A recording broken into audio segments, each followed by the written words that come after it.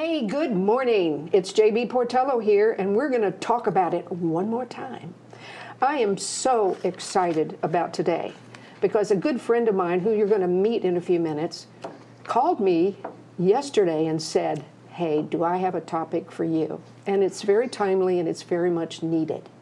So Regina and I, and you'll meet her in a minute, threw this together with the help of an amazing executive director who is sitting with me right now, and her name is Elaine Jackson. Hello, good morning. How are you? I'm great, how are you? Oh, just fabulous. I am so supportive and care a lot about your mission. Thank you. Yes. And thank you for having me this morning. You bet.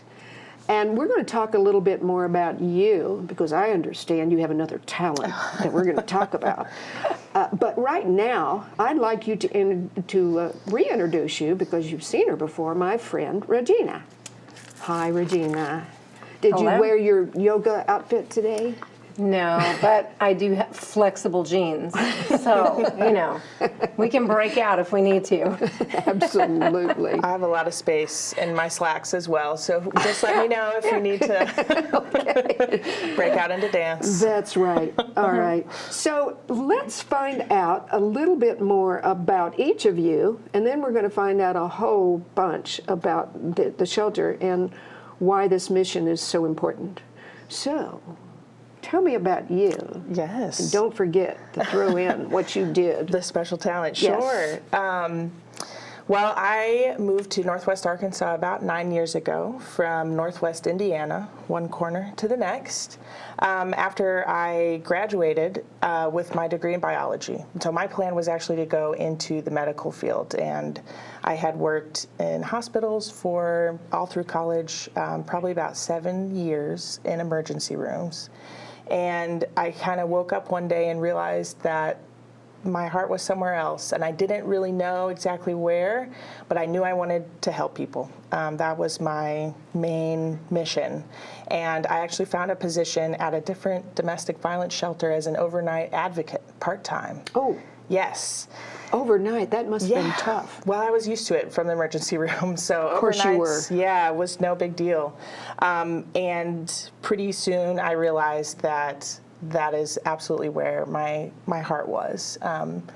And you know, myself and my family have experienced domestic violence in different ways, and I was really drawn to helping the survivors. And it continues to be just an amazing source of inspiration for me. Okay. So I did that. I moved into a full-time position working with survivors and their families getting housing. After some time, I actually started at the Northwest Arkansas Women's Shelter, and my role was to create our housing program and implement that with survivors we served. And from there, I actually worked in doing community education for the shelter. And then I'm here. I've been the executive director for about 1.5 years now. Okay, so when you're going to tell me about the fun stuff? Shortly after I moved to Northwest Arkansas, I actually started doing stand-up comedy. Can you imagine, folks? Come on, stand-up comedy. Stand-up comedy, and I have been all over the place. In the Mid-South, let's see, Mississippi, Florida, lots of time in Memphis, lots of time, of course, here. And I love it. I think that comedy and humor really helped me find my voice as a woman, as an individual. And surprisingly enough, I've incorporated it some into my work with clients, and I see it as a really amazing tool to own your personality, to own your story, and especially when traumatic things have happened to you, it's a great way to take back control of that narrative and forge forward in your own way with your own power and voice. And you're so young, and yet you already have that perspective. Isn't that gorgeous? I know. She is Thank a you. power. Yes. She is. So, Regina, Yes. tell us about you. I know about you, but I want everybody to know about you. I am a 25-year plus personal trainer. I am now also a yoga instructor and have a nutrition side gig well, not a side gig, it all goes together, health and wellness. But I got involved with the Northwest Arkansas Women's Shelter when I moved to Northwest Arkansas 15 years ago. And I got involved with the shelters because I lost a sister to domestic violence in 2005. And so a way for me to figure out, to help me process it and to make it a positive thing in my life and for my family, I volunteer as much as I can. Sometimes I'm invited to speak. And I just show support by advocating, encouraging people to donate their items to the shelter, donate money, vendors that have supplies that they can spare when the shelter needs. Volunteers, do you take volunteers as well, or is there a special training that you need to go through? So if you would be interested in volunteering in the shelter, there are some mandatory trainings that we provide for all those volunteers. But you can volunteer at our events and in our thrift store without any training. Okay. Let's give everybody an idea. We've talked about you guys, which is amazing, but now give me a little history and the mission and the purpose, your little elevator speech. Sure, absolutely. Well, 2026 is a very exciting year because we'll actually be celebrating our 40th birthday as the Northwest Arkansas Women's Shelter. But 40 years ago, it started just as a small group of volunteers who saw there was something happening in their community, to their sisters, their coworkers, their friends and neighbors, and they wanted to do something about it. And this was a coalition of men and women, people involved in the justice system, and just people with a really big heart for what is now our mission, which is to serve anyone who's been impacted by domestic violence or sexual assault at any hour of the day. And that's not just women. That's correct. That's correct. We serve anybody, regardless of gender, because 1 in 3 women will experience intimate partner violence in their lifetime. And between us, that number is much closer to 1 in 2. Ooh. And 1 in 4 men will experience intimate partner violence in their lifetime. And then when we look at people under the age of 18, we look at kids. 1 in 3 teens will experience dating violence before turning 18. Oh, that's awful. It is. It is. So we're really here, and our mission has expanded so much since 40 years ago. We started in a shelter where I think you could serve 4 or 5 families at a time, and right now we can serve 16 families in our shelter, which is so wonderful. And that, of course, is nobody knows where that is, and they don't need to know where that is. That's correct. Yeah. That's correct. We're located in Benton County. We're the only accredited domestic violence shelter in Benton County, and one of 2 accredited domestic violence shelters in Benton, Washington, Madison, and Carroll counties. Wow. It's a lot. It is. It is. So what is your biggest need right now, other than for domestic violence to stop? What do you want from all of us? What do you want from all of us? How can we help you? I would say there's the usuals, right? We are always in need of donations, certainly at our thrift store if you're cleaning out your closets. Our thrift store always needs support, also volunteers. So that's a really great place to donate and to shop. The thrift store supports all of our programs 100% monetarily, and that donating there or donating funds in other ways is so crucial because we have been experiencing really significant federal and state funding cuts for some time. I know. That's why when Regina called me, I'm like, I'm on. Because not only this, but the children of Benton County are suffering because of all of this. That's right. I'm not sure that we gave Paul the address for the thrift store, but I bet you could say it. Yes. And he probably will surprise me there because he's always good about coming up with amazing things. What's the address for the thrift store? Sure. Our thrift store is at 1622 South 8th Street in Rogers. Okay. And it's open Monday through Saturday, 9 to 5. You can donate items at any time during open hours. And you can also volunteer at any time. Just show up and say, hey, I'm here to lend a hand, and we're happy to have you. So when you volunteer, if you're able to share, what do you do? What's your favorite thing to do, and how do you help? I try to show up at all the events. I always bring friends in tow. I also make sure when people are having garage sales or people are moving, I'm like, hey, the Northwest Arkansas Women's Shelter could use this, and this. And then knowing people that are vendors, if we're looking for, like they'll put up their needs on their social media, things we need right now, I'll share that, or I get in touch with my friends who have spouses that are in the vendor world and say, hey, the women's shelter sure could use some paper towels or toilet paper, diapers, supplies for women, for those times of the month.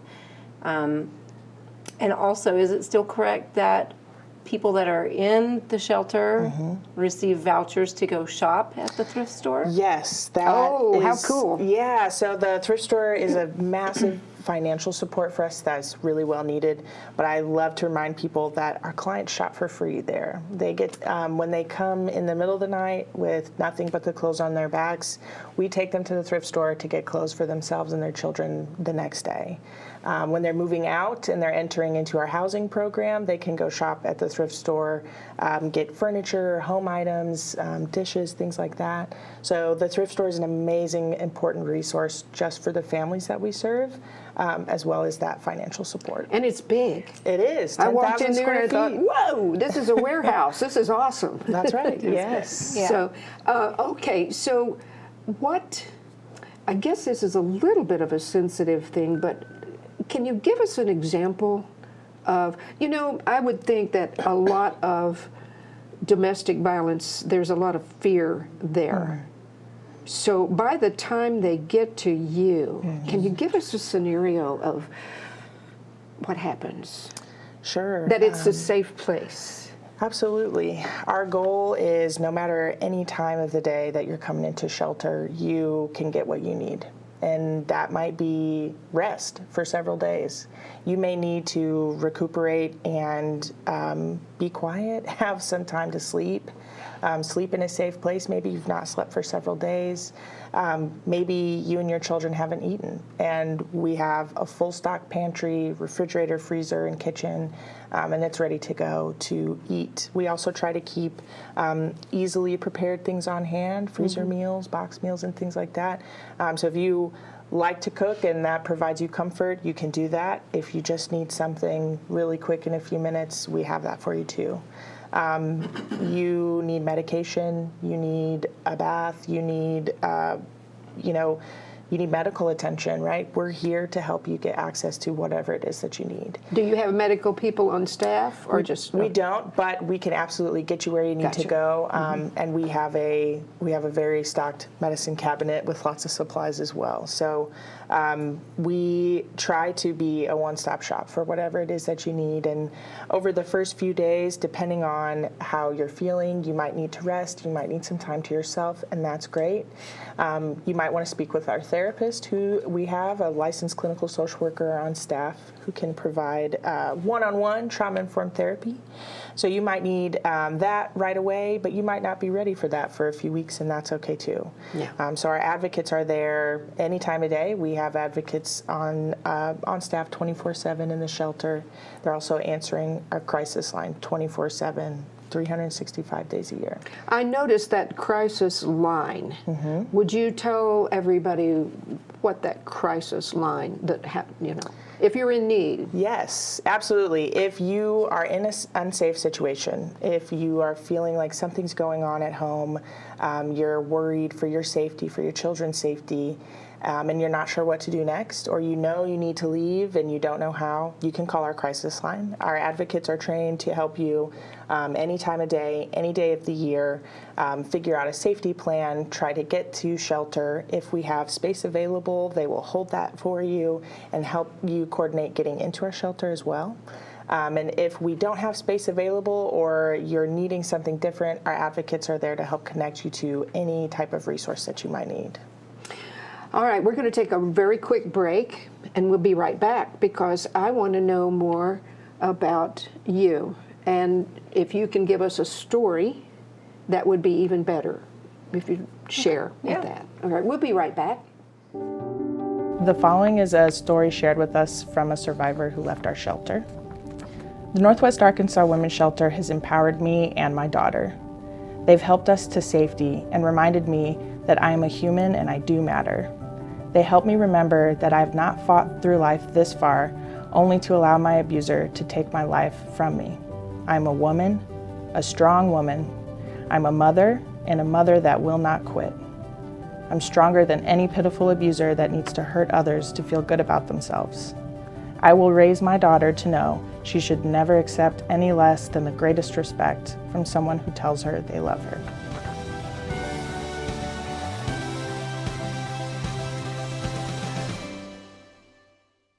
Okay, we're back.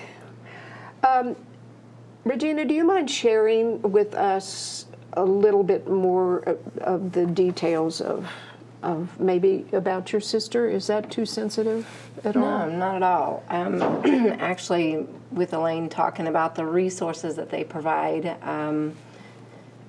I think one of the hardest things for any person to do, especially a person that has children, a family that has children, is to make that decision to make a phone call. And I think that having the hotline that they can call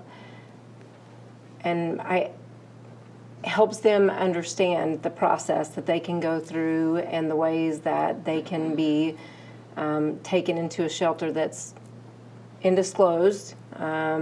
Is that the correct word? It's not made public. Right. Police officers work very closely with the women's shelter. I think there was an incident a couple of years ago where there was actually a manhunt for a woman that was in the shelter. They were trying to find her assaulter, and he was actually found and detained. Stopped. Yes, yeah. But with my sister, it was always, she knew that she wanted to leave him. He had never laid hands on her before. Some very verbal abuse, the threatening her, telling her that she would never be able to make it without him. Mm-hmm. He can't take those kids away from me. So she never expected for what happened to her to happen. And so when she actually told him that she wanted a divorce and was trying to leave, they got into an altercation, and he pulled a gun out and shot her. Oh my God, I'm so sorry. She was still alive. She had a cell phone on her that he did not know that she had. She called 911. He came in and disconnected the phone, shot her again, and then he called 911. Wow. Yeah. I'm sure that's one of many stories. So, you said something very, very interesting there. Well, yes, the gun, that's very much violence, but so much of this is verbal and mental abuse, isn't it? Just making you feel so unworthy. Yeah. Beating you down, not physically, emotionally, so that you feel like you don't have a place to go and that you're stupid. Yeah. Or that it only happens to poor people. Mm-hmm. That's a good and point. It's so incorrect. Affluent people, usually, mostly verbally abusive, I would think, and taking power away from their spouse or their partner. Control of finances, control of vehicles so they can't go anywhere. And there's a lot of that. The scary thing is, we only know about what we get exposed to. Mm-hmm. The shelter only knows about the people who actually come to them or call that hotline. Yeah. There's so much more of it that happens that has never even been exposed. Mm-hmm. Mm-hmm. And that's how we have to raise awareness. And the programs that go into the schools, I think she can talk about that. Oh, let's talk about that. Yeah. Because I'm sure there are children out there that are too afraid to say anything. Yes. And I think to Regina's point, there is so much more about domestic violence than physical abuse. And we hear a lot of times from survivors where they thought for a very long time, this can't be domestic abuse or it can't be domestic violence because I'm not being hurt physically. But that is one small piece of the puzzle. There are so many different ways that an abusive person will try to exert power and have control over their victim. Gaslighting. That's right, yes. And we also hear from a lot of survivors that emotional, verbal, mental abuse is so much more difficult to heal from over time. And, it's really easy as an outside person to say, well, why don't you just leave? And part of what we try to do with our community education programs is flip that narrative on its head and say, one, why does the abuser abuse? Because that's the real question. It's never, ever the victim's fault for not leaving or for ignoring the flags, anything like that. But it's to also try to highlight the many barriers for leaving. It is very difficult for someone to make that decision and to call, and that's why we try to honor the bravery of everyone that we serve every day, because we know how difficult it is to make that call and to realize to get to that place that you need help. But I really am so passionate about our community education program, and that's something that I did actually before this role. But we have curriculum that goes all the way down to 6 years old through to college students to try to talk about healthy relationships, being a good friend, trying to teach people a different way to love. And a lot of times when children are raised in households where there's an abusive dynamic happening between their parents, they are more likely to experience abuse and also more likely to use abuse in their relationships. I was just going to say they become abusers because that's all they've known. That's right. That's right. Got to break the cycle.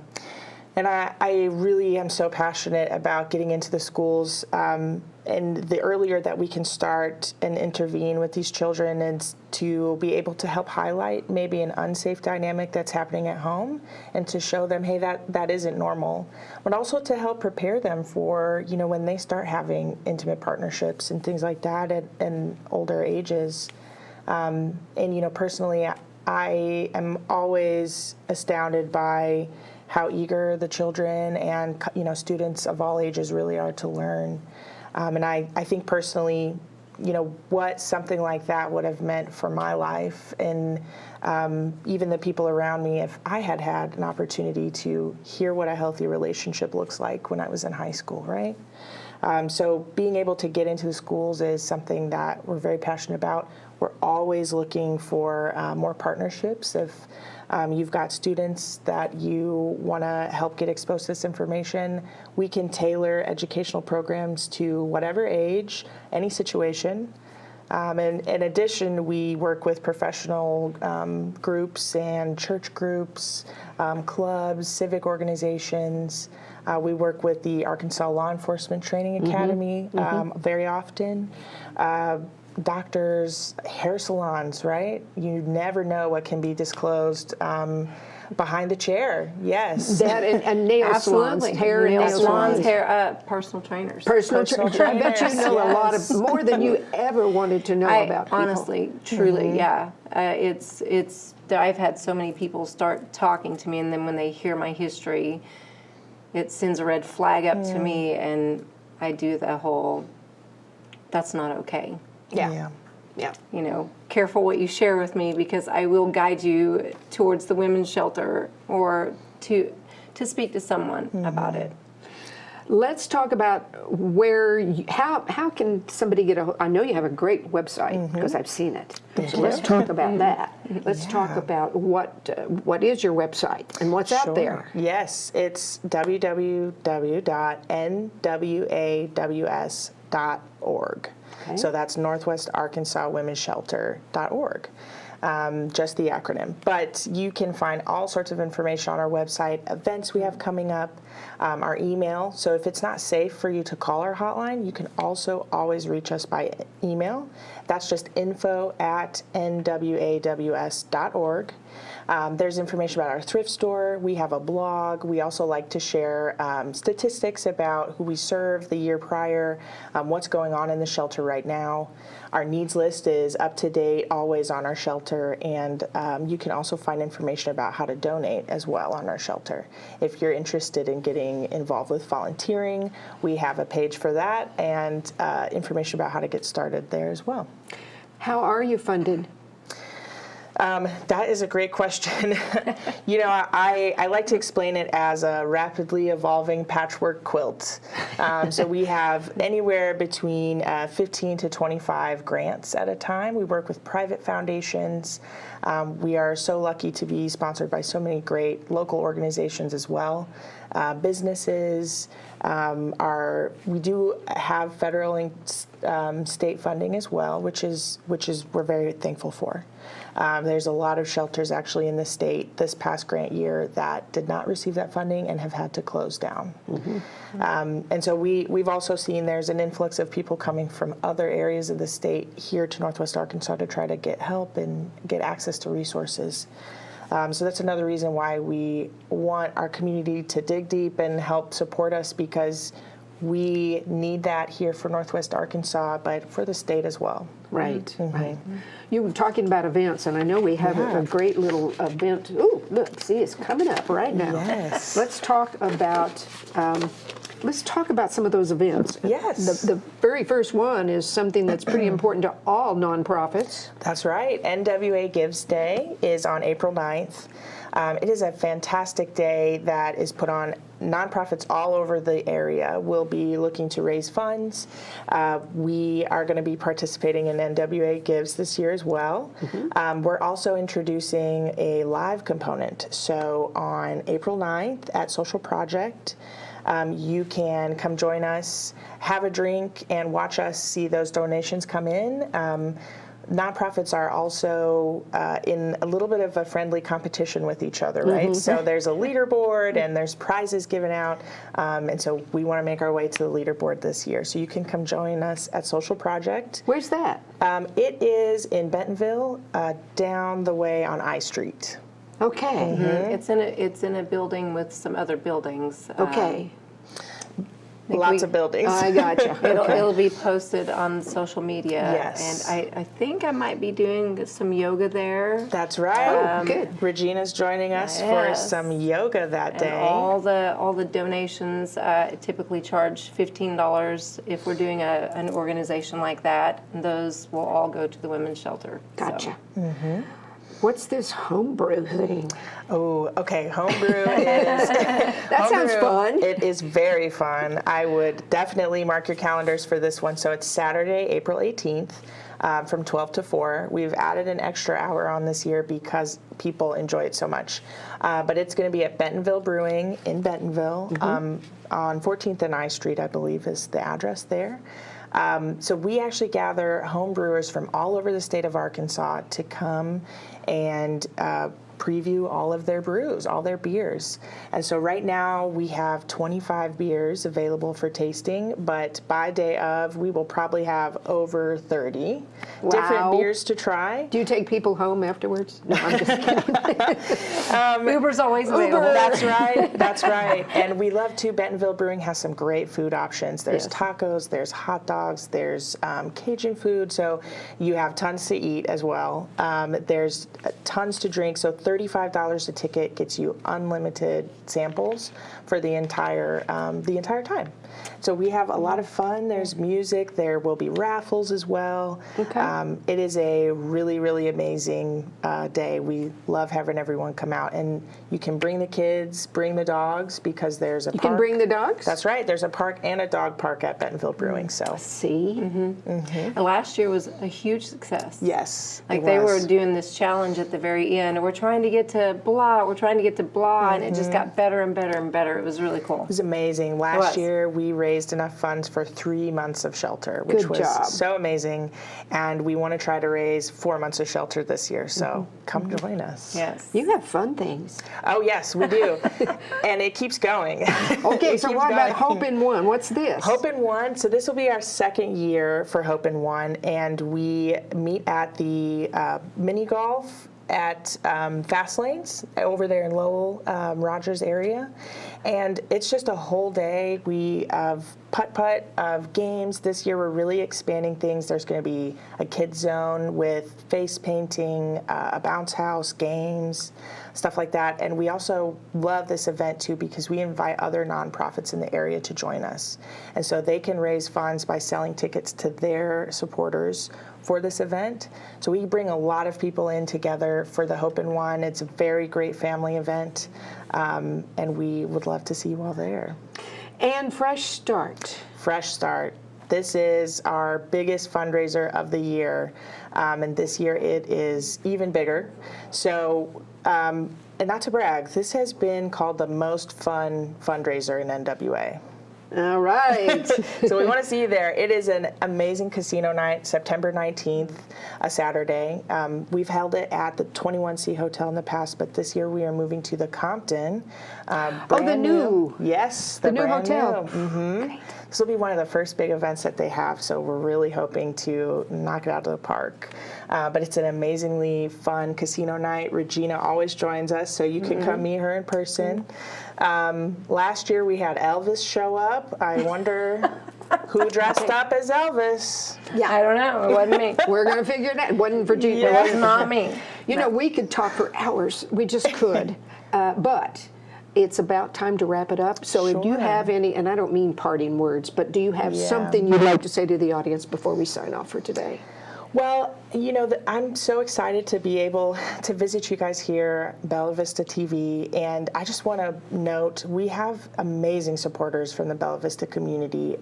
We have always been so blown away by the donations that come in, by your notes of support, and so if you've given to the shelter and you're watching right now, I want to say thank you so much. I really hope this is not the last time I get to come visit you guys here, and I'd really love to see you all at our events celebrating our 40th birthday this year. So thank you, and as much as you can, get involved. We'd love to have you. This is an issue that impacts our neighbors, our community, and I like to say if you don't know anyone who's been impacted by domestic violence, you probably just haven't had them talk to you about it, right? So we want to get everyone involved at any level that you can so that we can solve this problem as a community. Thank you so much. And Regina, I can't thank you enough. You can call me anytime with things like this because it's important. And I know you're passionate. So everybody, we've talked about it, and we're going to talk about it again next month. So join us. Remember that BBC TV is a nonprofit. We're all volunteer run, so we also appreciate any support you can give us. Until later, bye.